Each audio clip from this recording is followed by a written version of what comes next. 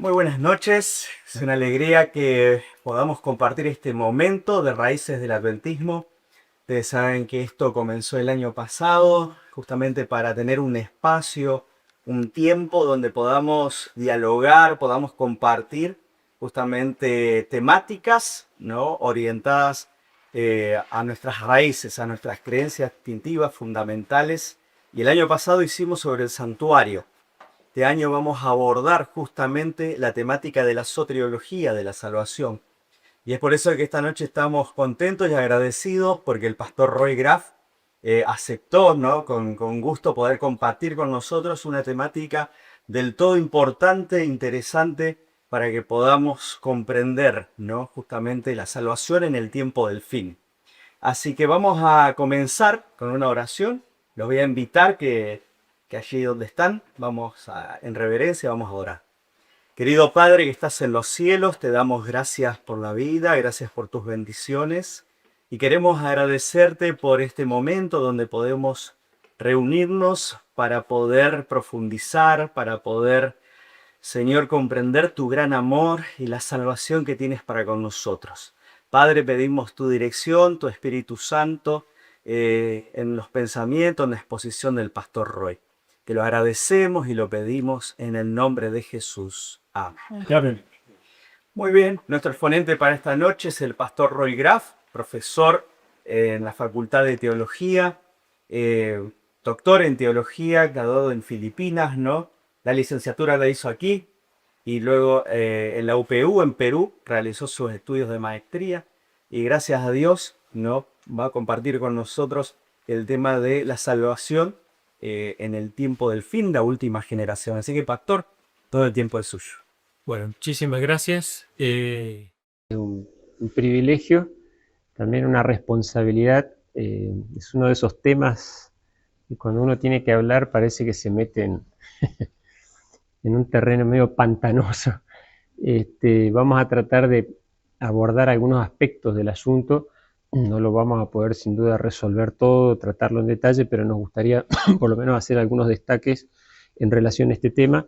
Cuando el pastor Cristian me pidió el título, yo le di el título Segunda Venida y Generación Final en el Adventismo Hoy, que parece que no tiene tanto que ver con la salvación, pero en realidad era por no ponerle un nombre tan directo, digamos, pero nuestro tema tiene que ver en realidad con lo que es un sistema que es soteriológico, pero es más que soteriológico, es decir, en realidad hay un interés escatológico, ¿sí?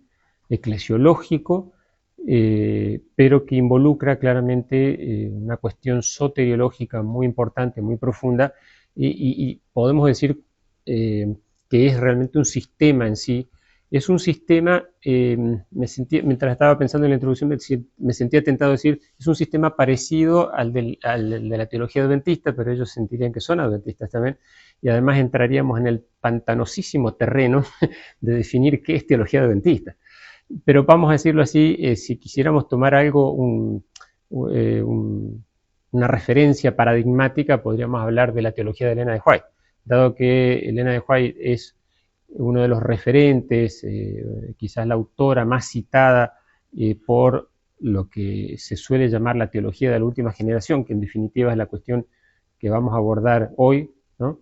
Creo que ahí es donde nosotros podemos encontrar o podemos hacer una comparación y ver similitudes y diferencias y decir desde mi humilde punto de vista que por más que se la cite y se trate de justificar mucho de esta teología con Elena de White, hay algunas diferencias, algunas cuestiones en relación a material de ella que no están adecuadamente abordadas o que creo yo están descuidados o quizás ignoradas. ¿Sí? Hay material allí que habría que incluir en cualquier sistema de pensamiento que consideremos adventista, que se referencie en algún punto en el pensamiento de Elena de White, y que no está adecuadamente incluido, ¿no? Cuando nosotros hablamos de teología de última generación o segunda venida, ¿sí? Si lo queremos plantear en esos términos, segunda venida y generación final,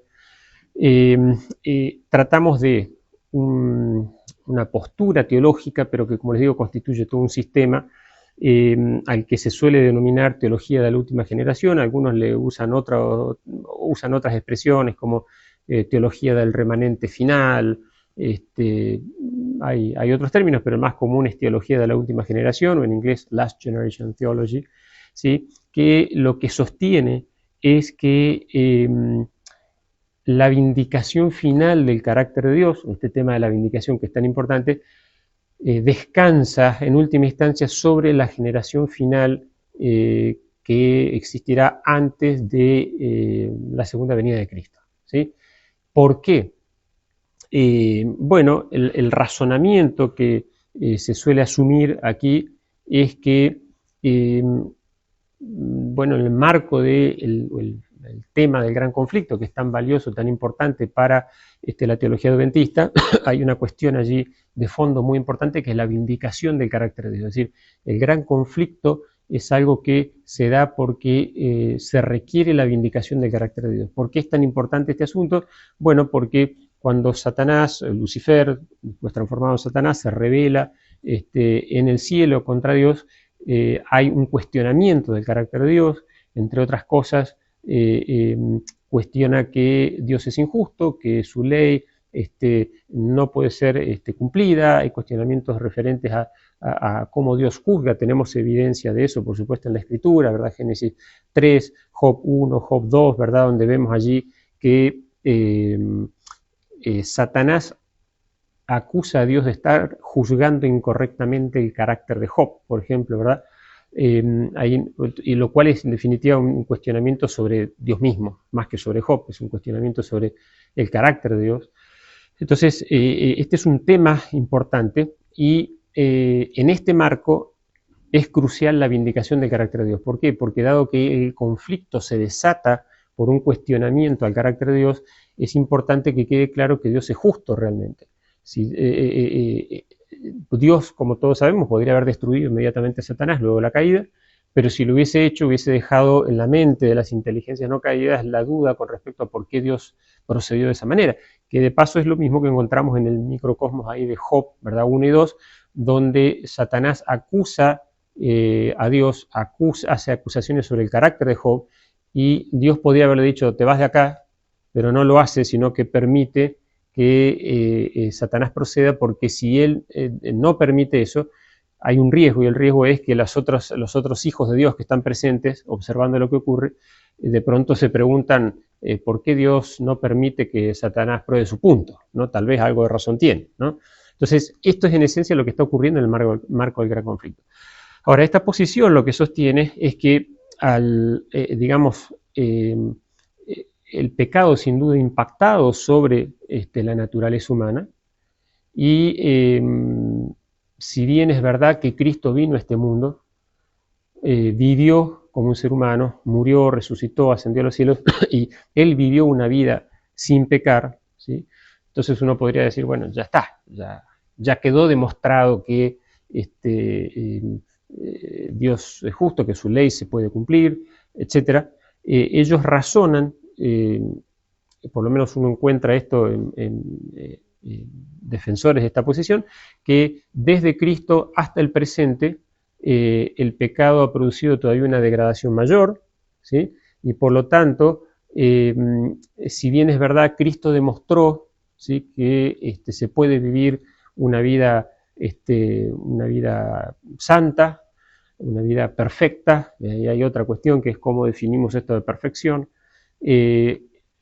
La degradación producida por más de 2000 años adicionales o 2000 años adicionales de pecado requiere una demostración final que debiera descansar necesariamente sobre la última generación, no podría ser sobre una anterior, porque es la última la que tiene el impacto mayor de todo este proceso de degradación, ¿no? Entonces, esta generación final tendría que vivir una vida de santidad, una vida de obediencia perfecta, y de esa manera producir una vindicación del carácter de Dios, demostrarían que la ley de Dios sí se puede cumplir, y entonces eso permitiría, y esta es una cuestión muy importante de entender acá, por eso este tema está conectado con lo de la segunda venida, en realidad todo lo que es fin del tiempo de gracia, fin del juicio investigador y segunda venida, el lograr esta generación que vive una vida perfecta produciría el fin del tiempo de gracia, que es conjunto con el fin del juicio investigador, y por lo tanto la segunda venida, si bien hay un periodo allí, ¿verdad?, del tiempo de angustia, pero que entendemos que es corto y que finalmente es seguido por la segunda venida. Ahora, esta descripción, que esperamos que sea suficiente, ¿no?, mínimamente nos plantea algunas cuestiones, ¿sí? Nos plantea cuestiones que tienen que ver con, vamos a decirlo así, lo antropológico, ¿sí? Yo no estoy entrando acá en detalles de tipo histórico por razones de tiempo, ¿sí? Hay cuestiones que tienen que ver con la concepción del pecado, la concepción misma de la salvación, ¿sí? Que tienen que ver con este grupo final, que algunos se refieren como el remanente. Hay una conexión acá más implícita, más explícita, con los 144.000, que en Apocalipsis tienen ciertas características, ¿verdad? Son los que no se contaminan con mujeres, que son vírgenes, que siguen al Cordero por donde quiera que va, tienen ciertas características, ¿verdad?, de pureza desde el punto de vista moral.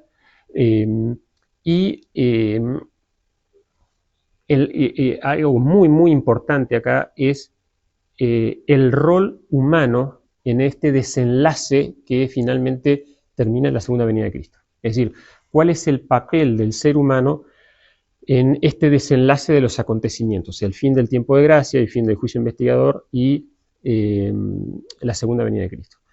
Hasta hace no tanto tiempo, yo por necesidad tuve que empezar a leer un poco acerca de este asunto. Les confieso que para mí siempre fue claro que el fin del tiempo de gracia y el fin del juicio investigador era una cuestión que administraba Dios. Y todavía sigo creyendo eso. No es que cambie de opinión.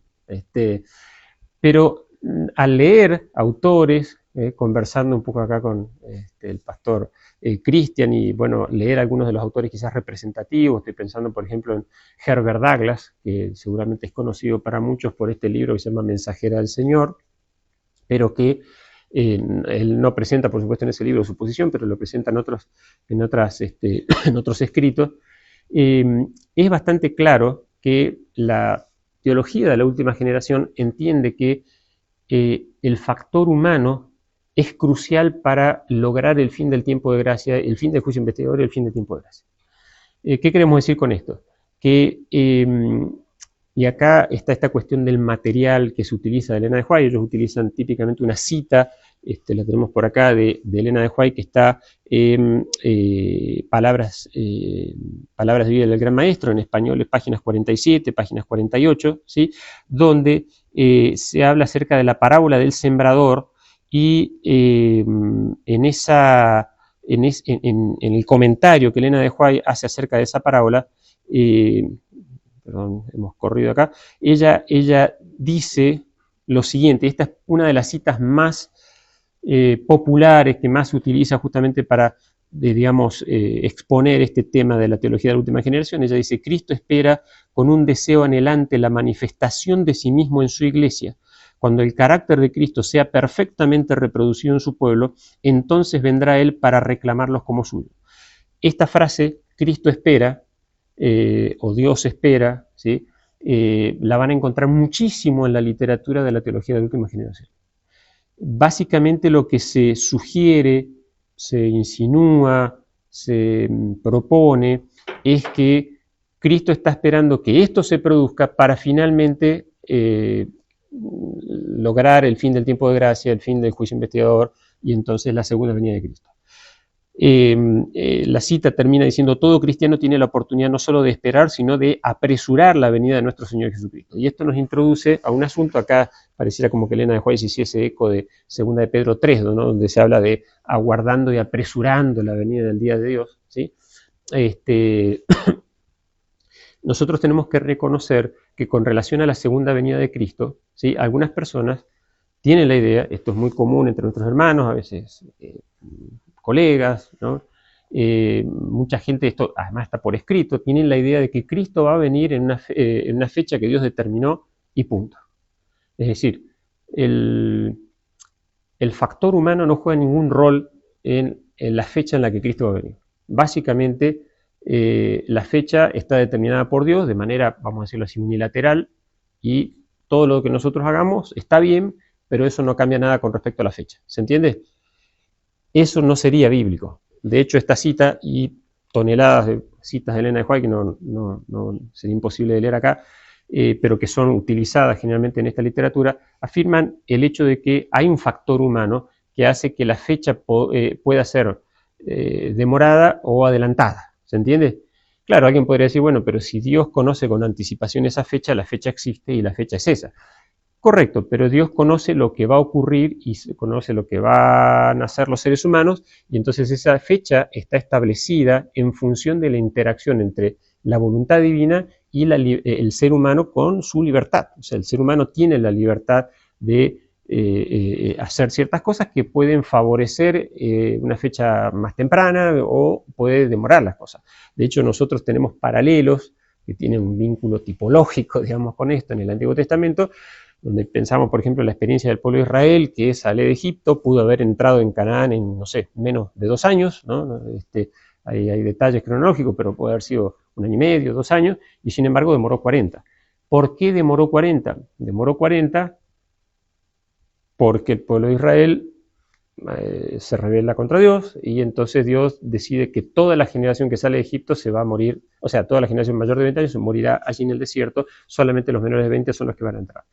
Podrían haber entrado antes, por supuesto. Lamentablemente eso no fue lo que ocurrió. Sin embargo, por supuesto, entraron, ¿no? Eso es crucial. Entonces, ¿un factor humano que produzca una demora? Sí, hay un factor humano. ¿Hay un factor humano que puede producir una demora de la venida de Cristo? Sí. Y de hecho, hay un montón de material en el Nuevo Testamento, al margen de las declaraciones de Elena de White, así no tuviésemos ninguna declaración, hay que reconocer que este tema de la demora está presente en el Nuevo Testamento. ¿Sí? Estamos pensando, podríamos pensar en parábolas de Jesús allí en el discurso escatológico, ¿verdad? En Mateo 24, Mateo 25, donde pensamos, por ejemplo, en la parábola de las 10 vírgenes, ¿no? El novio, normalmente es la novia la que se demora, pero ahí fue el novio, pero en función de la parábola parece lo más adecuado, el novio se demoró y llegó a la medianoche, ¿verdad? El siervo malo que dice, mi señor se tarda en venir, evidentemente hay una demora, ¿sí? De hecho, 2 de Pedro 3 dice que el Señor no retarda su venida, según algunos la tienen por tardanza, sino que es paciente, no queriendo que ninguno perezca, sino que todos procedan al arrepentimiento. Bueno, eso significa que hay una especie de tardanza que está contemplada dentro de los propósitos de Dios, pero que también revela el hecho de que Cristo podría haber venido antes. ¿Se entiende hasta acá lo que estamos diciendo? Entonces, nosotros tenemos que reconocer que hay un factor humano, que ese factor humano probablemente es causal de una demora, pero que es una demora que Dios en su presciencia ya tenía previsto que ocurriría y ha planeado las cosas de manera tal que la fecha está establecida teniendo en cuenta eso. Pero sí, hay un factor humano, no podemos negar ese hecho. Por otro lado, está el factor divino, ¿sí? Y el factor divino es un factor crucial. De hecho, yo creo que ese es el factor dominante. No estoy negando el otro, ¿eh? El otro existe. Ustedes tal vez conocen, hay un libro de Marcos Blanco de ACES donde él habla justamente acerca de eso. Su tesis de maestría tenía justamente relación con este tema y es pertinente, de pronto si alguien quiere familiarizarse un poco con eso, es un buen abordaje interesante como para ver un poquito de esto. Ahora, ¿qué pasa con la teología de la última generación? Lo que la teología de la última generación propone, en última instancia, es que si esta generación final no aparece, entonces la segunda venida de Cristo se va a seguir demorando. Ellos hablan de, este es el lenguaje que se utiliza, un significativo número de personas. Por ejemplo, hay un libro que se llama en inglés Clean and Close, está traducido, creo que es cerrar y limpiar, limpiar y cerrar, al revés, limpiar y cerrar, donde, bueno, esta idea está de alguna manera presente, ¿no? Estoy releyendo algunas cosas de Herbert Douglas, en este libro famoso con 4 autores, él es uno, que se llama Perfection and Perfectionism, creo que es, Perfection, perdón, la perfección, la traducción sería posibilidad imposible o imposibilidad posible, no recuerdo ahora exactamente, y él todo el tiempo está sugiriendo esta idea de que, bueno, Dios está esperando, haciéndose eco de esta cita de Palabras de Vida, y bueno, tal vez tengamos que seguir esperando en la medida en que esto no se dé, el surgimiento de este significativo número de personas, que dicho sea de paso, ¿cuánto sería un significativo número de personas? ¿100? ¿1000? ¿10? ¿1 millón? Nadie lo sabe, ¿no? Ellos tampoco. ¿Qué reflexión creo que nos merece esto? Yo veo un problema acá crucial, y el problema es que hay un predominio del factor humano. Es decir, por un lado, si uno les pregunta a ellos cómo se salva alguien, no, uno se salva por la fe, ¿verdad? Pero la realidad es que la salvación no es solo un hecho individual, sino que para que el plan de salvación completo pueda consumarse, necesitamos llegar a esta instancia de la segunda venida de Cristo. Si el Señor no nos lleva al cielo, no hay salvación. ¿Ok? Entonces, si nosotros, digamos, somos los que tenemos el sartén por el mango sobre esta cuestión, ¿verdad? Y el Señor se sigue demorando porque nosotros no reunimos el número significativo de personas que Él requiere, que no sabemos realmente cuánto es, ¿no? Cuántos son. Bueno, tal vez sigamos esperando mucho, mucho, mucho tiempo. Lo bueno acá es que estamos todos sentados, porque no esperen parados, ¿no? Nos vamos a cansar mucho. Tal vez esperemos para siempre. Yo creo que ahí hay un problema crucial, porque esto hace que, hago un pequeño paréntesis, nosotros a veces entendemos la expiación en más de un sentido, ¿no? La expiación como el sacrificio expiatorio de Cristo en la cruz, pero en un sentido mucho más amplio, que es un sentido muy, muy bíblico, vinculado al tema del gran conflicto, y una definición muy adventista es que la expiación es todo el proceso, ¿sí?, a través del cual Dios logra la eliminación del problema del mal, el dolor, el pecado, ¿sí?, logra la eliminación de esto, el cierre del conflicto. O sea, la expiación es todo ese proceso que conduce a la eliminación del pecado, el dolor, el sufrimiento, etc. Para eso es crucial que Cristo venga. ¿O no? Ahora, si es crucial que Cristo venga, entonces uno se pregunta, ¿le podemos dar semejante preponderancia al factor humano? Porque si en definitiva estamos todos esperando que se logre este significativo número de personas en este estado, en esta condición, en definitiva termina siendo el factor crucial, el que logra el desenlace culminante. Es verdad que después viene el milenio y todo lo demás, pero ahí ya la cosa está en bajada, para decirlo así, ¿ok? Pero si Cristo no viene, estamos de este lado de la eternidad, no del otro, ¿ok? Entonces termina ocurriendo que la culminación, ¿sí?, de este proceso, el momento culminante, cúspide del proceso de expiación, queda trancado por el factor humano. Eso básicamente hace que el éxito de la expiación, en última instancia, ya no dependa de lo que Cristo hace en la cruz. Dependa de que surja esta generación final con un significativo número de personas que no sabemos cuál es, y entonces el Señor diga, ok, ya esperamos suficiente, ahora sí voy a regresar. Otra cuestión, y acá voy mezclando un poquitito, pero otra cuestión tiene que ver con el hecho de que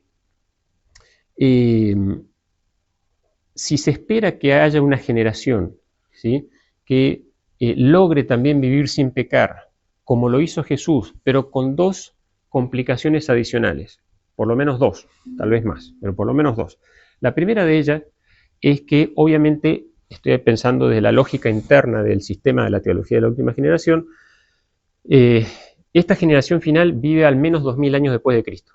De paso estamos, ¿no?, año 26, año 27 sería el inicio del ministerio de Cristo, digamos, ¿no? Estamos hablando de una generación que vive 2000 años, al menos 2000 años después de Cristo. Desde la visión interna del sistema de la teología de la última generación, esta gente está en una condición mucho más impactada por el problema del pecado. Por lo tanto, lograr vivir una vida perfecta es mucho más difícil que para Cristo. Estoy hablando de la óptica interna del sistema. O sea, por ejemplo, es lo que de alguna manera se propone en este libro que les decía, con 14 puntos que resume la posición de la teología de la última generación. ¿Okay? Entonces, ya de por sí eso sería una hazaña no menor, ¿ok? Adicionalmente, tenemos que, nuevamente dentro de la lógica interna del sistema, tenemos que pensar que la teología de última generación cree que Cristo tenía tendencias pecaminosas, nació en este mundo con tendencias pecaminosas, pero logró vivir sin pecar. Ese es todo un apartado, vamos a ver si alcanzamos a decir algo, si no después en las preguntas digamos alguna cosa. Pero como Cristo vivió sin pecar, Él luchaba con sus tendencias heredadas, pero no con las cultivadas. ¿Se entiende la diferencia? Es decir, si yo peco, y todos acá hemos pecado, ¿sí? En palabras de Salomón, no hay hombre que no peque, ¿ok? Es así, es el correlato de Romanos 3, digamos, pero en el Antiguo Testamento. Jesús no tenía tendencias cultivadas, porque logró vivir sin pecar. La última generación no puede decir lo mismo. La última generación tiene tendencias cultivadas y heredadas. Las cultivadas porque de hecho en algún punto de su vida ha pecado, solamente que después logró vivir sin pecar, ¿ok? Entonces tiene las cultivadas y tiene las heredadas que son peores que las de Cristo porque tienen 2000 años más de degradación detrás. ¿Se entiende eso? Entonces, esta generación tiene que lograr vivir vidas sin pecar, algo que Cristo hizo, pero si se quiere, en una situación no tan desventajosa. Claro, Cristo, se puede argumentar que Cristo tuvo tentaciones muy fuertes, porque El Salvador, lo que quiera, pero estamos hablando de 2000 años más de impacto del pecado y de personas que van a lograr vivir sin pecar, a pesar de tener no solo tendencias heredadas, que son peores que las de Cristo, sino las tendencias cultivadas. Eso implicaría, y por supuesto van a enfrentar un periodo de prueba, ¿no? Porque si bien luego del fin del tiempo de gracia es como que ya está definido de qué lado está cada uno, antes del fin del tiempo de gracia hay lo que Elena después llamaría el pequeño tiempo de angustia, que sin duda no va a ser tan pequeño, ¿no? Por lo menos se lo vamos a llamar así. Esto significaría que esta generación final lograría una hazaña que ni siquiera Cristo logró. ¿Se entiende lo que estoy queriendo decir? Es decir, Cristo tuvo 2000 años de ventaja y no tenía las tendencias cultivadas. Esta gente tiene esas dos desventajas adicionales, en un contexto que tampoco va a ser fácil, ¿no? Por lo tanto, esta generación lograría una hazaña que ni siquiera Cristo logró. Si a eso le añadimos lo que dijimos antes, de que en última instancia resulta ser que la vindicación del carácter de Dios y por lo tanto una cuestión crucial dentro del proceso general de expiación depende de ellos en última instancia, lo que ocurre acá es que hay un sobredimensionamiento del factor humano en la cuestión del desenlace escatológico, es decir, de los eventos finales. ¿Se entiende el punto de lo que estoy queriendo destacar? Esto solo para, aparte de eso, hay otras cuestiones, tiene que ver con cómo ellos entienden la condición humana luego de la caída, el problema del pecado, y cómo entienden ellos el tema de la naturaleza de Cristo. Como no tenemos mucho tiempo, voy a decir un par de cosas, una o dos cositas más, que me parece que son importantes de destacar y de tener en cuenta. ¿Cómo es posible que alguien viva sin pecar en estos términos? Parece difícil, pero entonces lo que usualmente se suele argumentar es que Cristo, de hecho, vivió una vida perfecta en condiciones muy desventajosas, teniendo una naturaleza humana caída, es decir, y esto requiere por ahí algunas definiciones adicionales, porque en un sentido Cristo es verdad, Él era como uno de nosotros, o sea, Él si no hubiese muerto en la cruz, hubiese muerto de otra cosa, aunque sea de viejo, ¿ok? Pero hubiese muerto, no es que era como Adán, digamos, ¿no? Hubiese muerto, quién sabe, a los 80, a los 90, no sé, a los 100, pero hubiese muerto finalmente, ¿no? Entonces, indudablemente Cristo está de alguna manera impactado por miles de años de pecado, ¿sí? La cuestión es si Cristo tenía las mismas inclinaciones pecaminosas que nosotros tenemos o no. La teología de la última generación considera que tenía las mismas inclinaciones que nosotros tenemos. ¿Por qué? Porque para ellos esto es crucial, porque ellos razonan de la siguiente manera. Si Cristo era igual a nosotros y Él pudo vivir sin pecar, entonces nosotros, con las mismas desventajas, seríamos capaces también de vivir sin pecar tal cual como lo hizo Él. ¿Se entiende eso? Ahora, ¿Cuál es el problema con esto? Y esto es algo que a veces en alguna gente que escribe, por ejemplo, hasta donde yo leí, digamos, a, no sé, Herbert Douglass, no encuentro que él ofrezca una explicación. Hay una tesis muy interesante de tal Webster que habla acerca de cristología dentro del adventismo, donde él comenta que no pude leer la referencia a que él se refiere, porque es un documento que no es de acceso público, pero donde él dice que, bueno, la posición esencialmente de Herbert Douglass es que en realidad el ser humano podría resistir el pecado, pero no lo hace, ¿no? ¿Por qué no lo hace? Y para decirlo así un poco en jerga medio argentina, y porque es un poco cabezón, digamos, pero si se pusiera las pilas, lo lograría, ¿ok? Cristo, de hecho, pudo vivir sin pecar, ¿no? En principio disponiendo de las mismas herramientas que nosotros. ¿Por qué es para ellos importante? Porque Cristo nos ofrece a nosotros un ejemplo que nosotros podemos imitar perfectamente. Cristo pudo vivir sin pecar, nosotros entonces tenemos que poder vivir vidas perfectas sin pecar. Ahora, ¿cuál es la dificultad para mí con este razonamiento? El problema es que tanto en la Biblia como en los escritos de Elena de White, el pecado es un hecho inevitable en la vida de las personas, ¿sí? Y no estoy entrando acá en detalle en la cuestión de las definiciones de pecado, es un poquito más largo de abordar, pero más allá de cómo vos definas o cómo nosotros queramos definir el tema del pecado, cómo entendamos la naturaleza del pecado, en principio en la teología de la última generación es como que hay una cierta minimización del impacto del pecado sobre el ser humano. Por ejemplo, en este libro que les mencionaba, ¿no?, el autor de Kirkpatrick, él dice que como que el pecado ha producido cierto debilitamiento, pero el lenguaje que usa sugiere que no es tan terrible. Es un poco la impresión que uno le queda. Cuando uno lee, por ejemplo, Romanos capítulo 3, no hay justo, no hay ni a uno, no hay quien entienda, no hay quien busque a Dios, porque todos pecaron y están destituidos de la gloria de Dios, ¿sí? Uno se queda con la impresión de que el pecado es inevitable, ¿ok? O cuando vamos a Romanos 7, lo que no quiero hacer eso hago, o sea que hasta cierto punto nosotros, por más que tenemos libre albedrío, terminamos muchas veces haciendo cosas que nos damos cuenta que son malas, pero las hacemos igual. Cuando nosotros vamos a Elena de White, para no complicar las cosas, podemos ir, tengo hasta algunas citas, pero el tiempo no nos permitiría ver todo. Vamos, por ejemplo, al Camino a Cristo, no es una referencia difícil. Elena de White tiene declaraciones donde ella dice que nosotros solos, sin el poder de Dios, sin la ayuda de Dios, básicamente estamos perdidos, ¿sí? Estamos fritos. No hay manera en que nosotros podamos enfrentar el problema del pecado por nosotros solos. No tenemos la manera, los recursos, nada de eso. ¿Qué significa esto? Vamos a decirlo de otra manera. El pecado es una realidad inevitable en todos los seres humanos. Así que ya sea que uno crea que ya es pecador por el mero hecho de haber nacido en este mundo, ¿sí? O sea, hay una situación allí ontológica, o si uno quisiera, como ocurre por acá, minimizar el hecho de decir, no, yo soy pecador cuando yo cometo el primer pecado, el tema es que no puedo evitar cometer el pecado, ¿sí? Entonces, finalmente, la cuestión es que el pecado es una realidad inevitable.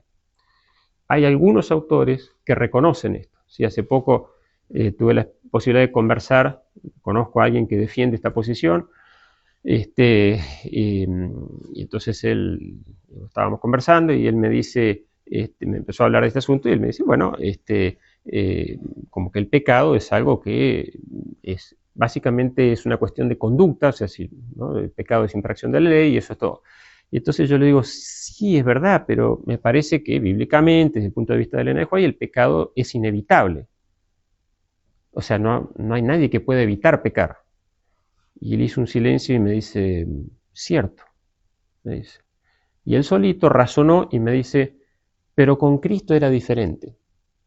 ¿Por qué me dice esto? Porque él razona automáticamente que si el pecado es inevitable y Cristo era igual que nosotros, tenía las mismas inclinaciones, las mismas tendencias pecaminosas, inevitablemente él tendría que haber pecado como nosotros. ¿Por qué sería inevitable para nosotros pero evitable para él? Si tiene las mismas herramientas que tengo yo. ¿Me explico? Es igualito, no hay ninguna diferencia. Bueno, entonces él también tendría que haber pecado. Él solo se dio cuenta de eso y dice, pero Cristo era diferente. Oh, qué interesante. Ahora, ¿qué significa que Cristo era diferente? Bueno, él defiende, y eso es una idea que está en un autor, se llama Priebe, se escribe, que es defensor de esta posición, que también se da cuenta de este problema. Entonces él propone que Cristo en realidad nació en este mundo, pero como él fue concebido por el Espíritu Santo, digamos, es el santo ser que nacerá, usando el lenguaje de los evangelios, ¿verdad? Él nació, estoy usando las palabras que usa él nació como nosotros somos renacidos. ¿Qué significa eso? Que él nace algo así como nosotros somos nacidos de nuevo cuando nos convertimos. ¿Se entiende? Solo que él no es que se convirtió por decisión de grande, sino que él ya nació, vino a este mundo convertido. Ahora la pregunta que habría que hacerse es, ¿cuántos de nosotros vinimos a este mundo convertido? Levanten la mano. Ninguno. No existe ninguno, ¿verdad? Eso hace que Cristo sea sustancialmente distinto de nosotros. ¿Me explico? Yo no estoy juzgando hasta dónde es defendible lo que él está diciendo. Él lo que está razonando es que si el pecado es inevitable, ¿cómo lo evitó Cristo? ¿Verdad? Entonces tiene que de alguna manera arreglar ese problema. Ok, la solución que él propone, no dice que él no puede demostrar, pero propone que lo más razonable, lo más posible es que Cristo nació como nosotros somos renacidos. O sea que él nació como convertido. ¿Ok? Pero eso hace que Cristo sea distinto a nosotros. Por lo tanto, el hecho de que Cristo es mi ejemplo, ¿sí? Eso es bíblico, ¿sí? Ejemplo os he dado, ¿sí? Lo dice Jesús. En Elena de White hay montones de declaraciones donde se nos habla acerca de Cristo como nuestro ejemplo, ¿ok? Pero tenemos que tener en cuenta que si bien Cristo era plenamente humano, él no tenía las mismas inclinaciones pecaminosas que nosotros. Para quienes defienden la posición de que Cristo nació como nosotros somos renacidos, él tendría las inclinaciones pecaminosas heredadas, pero claro, esa situación estaría como amortiguada, ¿sí? Por el hecho de que él nace convertido. Por lo tanto, él sí logra vivir una vida sin pecar y por lo tanto, él digamos, tiene las inclinaciones heredadas, pero no las cultivadas. ¿Se entiende más o menos? Disculpe si voy diciendo muchas cosas. Bueno, ¿cuál es el problema con esto? El problema con esto es que Elena de White dice varias veces, es verdad, Elena de White un montón del ejemplo de Cristo, y dice que así como Cristo vivió, nosotros tenemos que vivir, etc. Pero ella también tiene un conjunto de declaraciones donde ella dice que nosotros tenemos que imitar a Cristo, pero que jamás lo vamos a igualar. Y acá, este conjunto de declaraciones, porque estoy leyendo de vuelta a Herbert Douglas a ver si él alude a esta cuestión, él alude al tema del ejemplo, pero no a estas declaraciones, por lo menos hasta ahora no encontré, donde él diga, bueno, sí, es verdad, Elena de White dice que no las podemos igualar, no podemos igualar a Cristo. Esta cuestión crucial nos plantea el hecho de que yo no puedo ver una generación final, ¿sí? Que logre una hazaña como la de Cristo, cuando Elena de White me dice que nosotros no vamos a poder igualar a Cristo. ¿Tenemos que imitarlo? Tenemos que imitarlo. Es nuestro deber, sí, es nuestra responsabilidad como cristianos, por supuesto, somos cristianos, somos seguidores de Cristo, tenemos que seguir su ejemplo. Pero eso no significa que vamos a igualar a Cristo, ¿no? Esa es la cuestión crucial. Esto lo que hace es matizar esta cuestión, o sea, cuando yo tengo el conjunto de declaraciones de Elena de White sobre el tema del ejemplo de Cristo, contempla estos dos conjuntos de declaraciones. Esto lo que me plantea es que efectivamente nosotros tenemos que imitar a Cristo, pero ojo, no vamos a igualarlo, por lo tanto no podemos hablar de una generación final que va a lograr una hazaña que es incluso superior a la de Cristo. ¿Se entendió esto? Dicho esto, y esto es lo último, pero no sé si estamos muy mal con el tiempo. Hay alguna, bueno, no tenemos tiempo porque hay una declaración muy interesante de Elena de White sobre este asunto del ejemplo, pero bueno, tal vez no la había dejado separadita acá, ¿sí? Acá, esta es una que me resulta muy interesante, ¿sí? Dice, hay muchos, especialmente entre quienes profesan la santidad, hay otras declaraciones más suaves, pero esta es medio fuerte, hay muchos, especialmente entre quienes profesan la santidad, que se comparan con Cristo, como si fueran iguales a Él en perfección de carácter. Esto es blasfemia, dice ella. Si pudieran ver la justicia de Cristo, comprenderían su propia pecaminosidad e imperfección. No hay un solo caso registrado en la Biblia de profetas o apóstoles que afirmen, como lo hace el pueblo de la santidad de hoy, estar sin pecado. Ella está aludiendo a un movimiento que es el de la carne santa, que pretendía que se podía vivir vida sin pecado. No es igual a lo que nosotros tenemos hoy, pero hay una cierta coincidencia en el hecho de que se pretendía que se podía llegar, lograr una perfección total de carácter, ¿sí? Y es interesante que Elena de White diga, ojo, pretender ser como Cristo es que yo realmente no estoy tan cerca de Cristo como para darme cuenta de mi nivel de pecaminosidad. Y por eso estoy diciendo semejante blasfemia. Ese es el razonamiento de ella. Hay otras declaraciones más suaves, no vinculadas necesariamente a este movimiento de la carne santa, pero en general estas declaraciones coinciden en que nosotros podemos imitar a Cristo, pero no igualarlo. Hasta pueden buscarlo en Google y van a encontrar que hay varias declaraciones de ese tipo, ¿sí? Y dije que iba a decir algo más y se me escapó. Sí, con respecto a... no, tenía en mente algo más ahí, perdón, y como para cerrar y se me escapó. Pero bueno, en definitiva lo que quisiera resaltar con esto es que yo creo que hay personas muy bien intencionadas detrás de esto. Y acá hago una pequeña reflexión. Parte de la razón por la que la teología de la última generación, que lleva décadas de existencia, muchísimo tiempo en realidad, pero de pronto ha tenido un cierto resurgimiento, creo, es porque nosotros como denominación históricamente hemos hablado mucho acerca del tema de la ley, de la santidad, de la obediencia, pero eso es una cuestión histórica, no es algo que esté pasando en la actualidad. Tenemos, por allí a veces encontramos, pero por alguna razón hemos empezado a enfatizar mucho la necesidad de aceptar a Cristo, el amor de Cristo, que Cristo te perdona. No está mal, todo eso está bien, pero nos hemos olvidado de que bíblicamente hablando, ¿sí? La santidad no es opcional. Eso es un hecho, ¿no? Y no lo digo acá porque yo me siento mejor que nadie, porque soy perfectamente consciente de las luchas que tengo, y cada uno en su corazón sabrá las luchas que tiene, pero es verdad bíblicamente que la santidad no es una cuestión opcional, ¿no? Hebreos 12 nos habla de la santidad sin la cual nadie verá al Señor. Por lo tanto, la santidad no es la causa de mi salvación, pero es, parafraseando a Elena de White, es mi idoneidad para el cielo, ¿sí? La justicia imputada, la justificación es mi derecho al cielo, la justicia impartida, la santificación es mi idoneidad para el cielo, ¿sí? O sea, no es opcional, es parte del plan de salvación, es parte del proceso de la salvación que finalmente nos lleva al cielo. Quizás nosotros no hemos enfatizado eso tanto en los últimos tiempos. En general, quienes defienden esta posición señalan como razón histórica el hecho de que nosotros hemos ido enfatizando cada vez más el tema del perdón, la justificación en estilo más evangélico, ¿sí?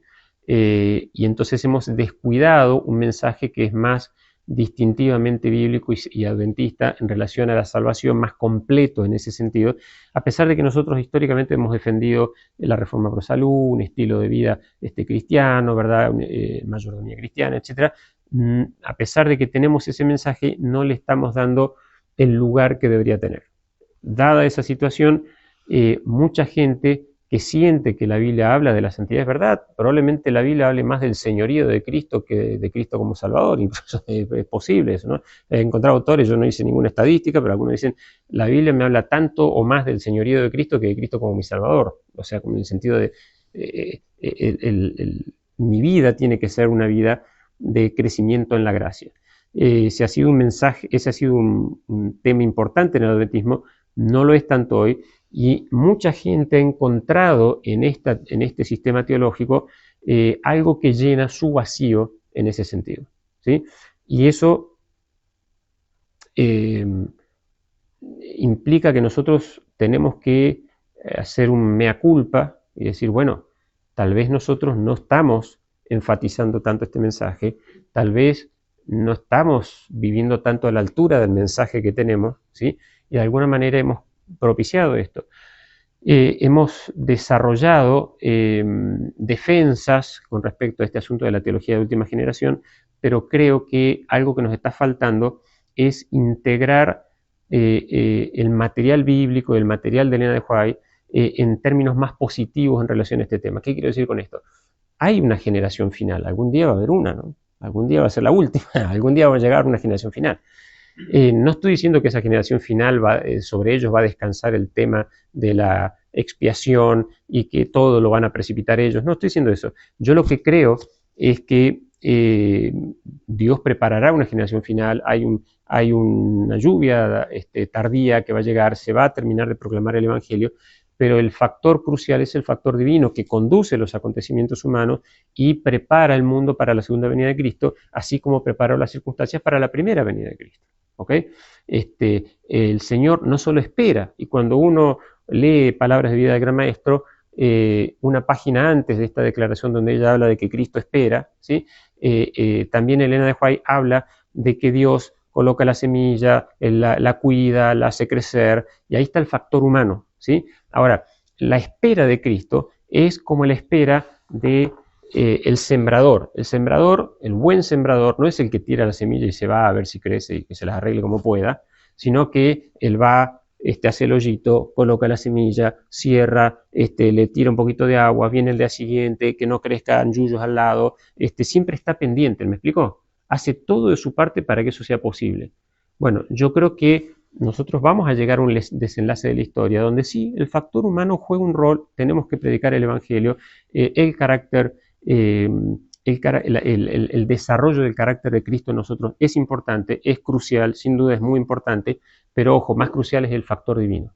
Él es el que está en control de los acontecimientos, es el que está en control de nuestra vida y nosotros tenemos que ser capaces de integrar el material bíblico al respecto, el material de Elena de White al respecto, usarlo positivamente y hablar de eso, porque no hablamos de eso. No porque no sabemos bien qué hacer con algunas citas de Elena de White. No hay problema con las citas de Elena de White. Las citas están todas perfectas, están todas bárbaras. No es que porque hablemos del fin del tiempo de gracia o hablemos de la santidad, entonces somos de la teología de última generación. Son dos cosas diferentes. ¿Okay? Creo que tenemos que recuperar ese discurso que es muy adventista, que es muy importante y que tiene que ver con lo que nosotros creemos y que apunta a justamente la segunda venida de Cristo como el desenlace de esta historia humana y bueno, para el cual nosotros, por supuesto, tenemos que estar listos, tenemos que estar preparados. Se nos recontra fue el tiempo, me parece, ¿no? Muy bien. Un aplauso.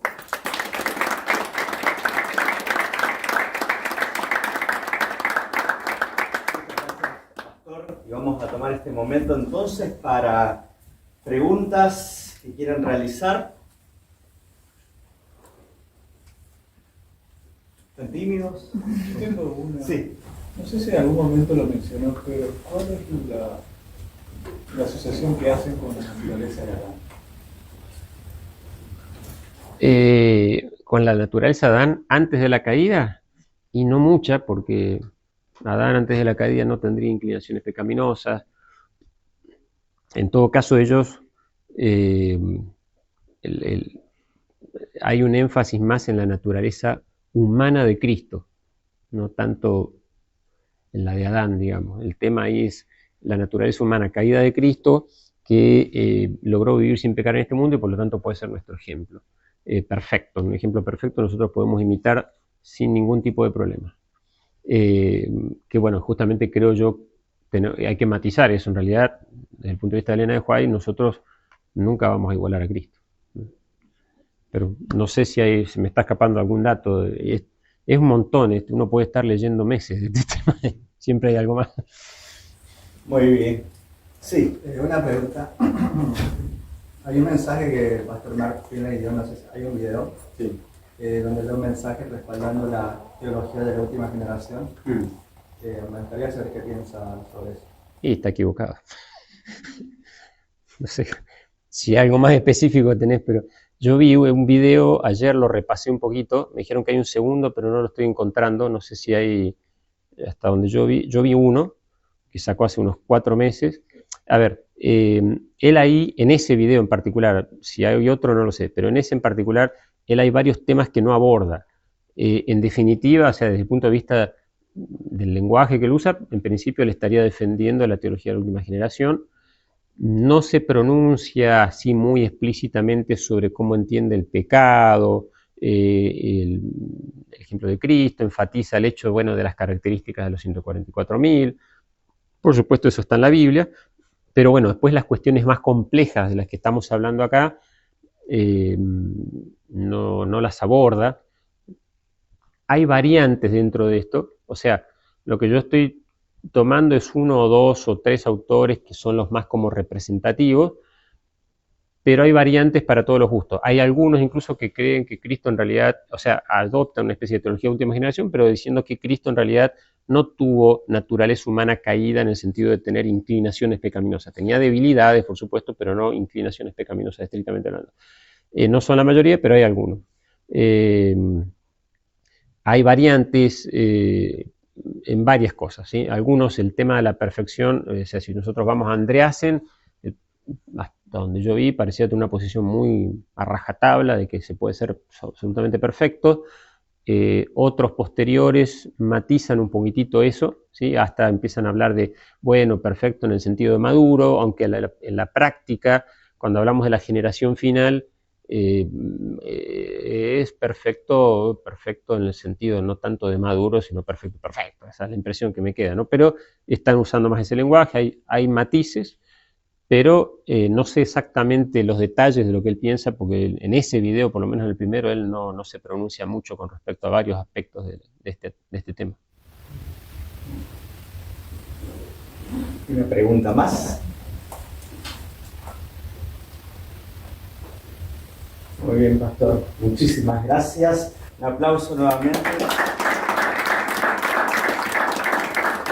Agradecemos de parte del Centro de Investigación White la presencia de ustedes, la del pastor Roy, Canal 2, ¿no? Aquellos que luego van a estar mirando en el canal local y también en YouTube. Así que muchas gracias y lo esperamos el próximo mes en otra reunión de raíces donde vamos a seguir dialogando, aprendiendo sobre la salvación. Para terminar, pastor, ¿podés dirigir en la oración? Oramos. Querido Dios y Padre nuestro que estás en el cielo y estás con nosotros, gracias Señor por el privilegio de tu palabra, gracias Señor por el privilegio del don de profecía y porque nos has dejado allí un material abundante, Señor, sobre cómo nosotros debemos vivir, cómo debemos prepararnos, Señor, para tu regreso.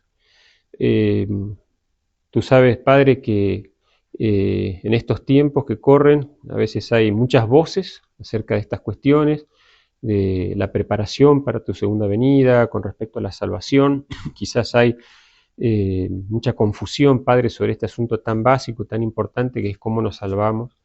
Pedimos, Padre, que tú nos guíes a través de tu palabra, a través del Espíritu Santo, a través de ella, a través de tu providencia, Padre, de forma tal que podamos tener las certezas que necesitamos en estos tiempos difíciles que corren, que podamos estar en paz y en armonía contigo, sabiendo que hacemos lo que tú nos pides, pero sabiendo también que tú diriges los acontecimientos, que diriges la historia y que diriges nuestra vida.